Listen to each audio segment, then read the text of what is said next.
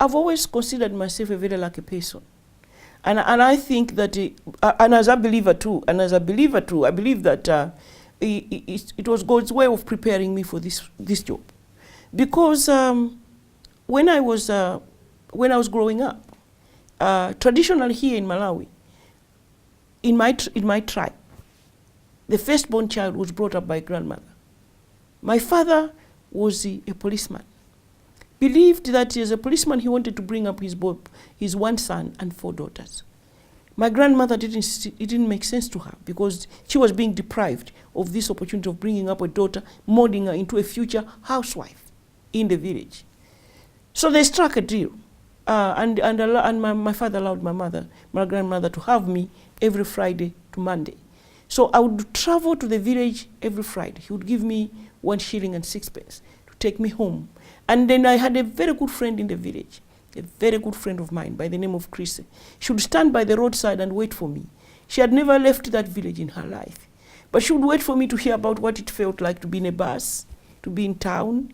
And the first time I remember I spoke on the telephone, I went back home and told her how I could hear another voice at the other end. And she could tell me about the stories in the village. She's the one who taught me how to pick wild fruits, crabs, and things like that. Then she was going to the village school, I was going to the urban school, and she was brighter than me. We got to the end of the primary school. I was selected to go to one of the best schools. She also was selected to go to one of the best girls' schools in the country. She went 1 term. And I didn't realize until the 3rd term that she had dropped out. And I said, why? She said that my parents couldn't raise the £6 for me to go to school. And at that point, I was such a child myself, depending on my parents. There's no way I could help her raise the £6. But I've always been angry since that time. I've been angry all my life about how I failed to help her. And so I made up my mind that when I grow up, I'll send as many girls as possible to school. So when people see me run, my family says, when are you going to stop? I said, no, I can't stop. All these are creases. I didn't do it for her, but I'll continue doing it until my last day. When then I got married, I was 22. By 25, 26, I had 3 children in an abusive marriage. And then finally I said, no, I have to walk out. For the sake of my children, I have to go.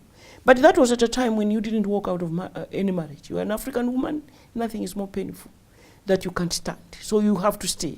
It almost killed my mom. I said, no. Then if it is all African women, then I'm not an African woman, then I'm going. So I moved out, but I also made up my mind at that point that for as long as I live, I shall never tolerate abuse on a woman, especially from a husband. And the way you do it in Africa, because socially, you have to remain married. Not many people will take the route that I took. They will stay. And when I began to wonder what was happening to fellow women, I decided that maybe the best thing I can do is to empower them, to get to a point where they can say no, where they can make a decision, where they can have the courage to move out because they can look after themselves. So for me, when I talk about the importance of economic empowerment of women, it's because I tried it. Because when I left home, I immediately totally economically empowered myself. I started a business and grew my business. And when Richard Banda came to marry me again, it was on my terms. I actually laid out what I thought should happen. But then I've spent all my life, so thousands of women in this country will tell you, I'm here because Joyce Banda intervened. Then finally, when I was giving birth, I had 3 children already. So by the time I got married to Richard Banda, I decided to have a child between us. And so it was on the 23rd of January.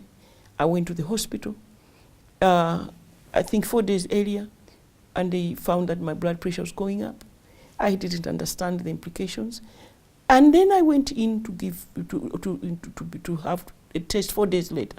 And the doctor says, we have to induce or we'll lose the baby. I didn't know when your blood pressure goes up, you can lose the baby. Finally, they induced. And I thought it was over. And then half an hour later, I just collapsed. Because I was suffering what they call postnatal hemorrhage. Yeah, I was bleeding to death. Thank God my husband, who had a very good friend who was a gynecologist by the name of Dr. John Chipangwi. He went looking for him, he came, took me to theater and saved my life. I got out of that hospital and I said, why did I leave? There must be a purpose. So I have spent my life now looking at those 3 areas. Getting as many girls as possible to school, fighting abuse against women. That is why when I became Minister of Gender in 2004, straight away I championed the passing of the Domestic Violence Bill. So at least my fellow women can have a tool that they can use to fight abuse. And then finally, that's why for me, saving another woman's life is part of my agenda. So I think those are the 3 that I can very quickly talk about that shaped my life and the decisions I made about my agenda.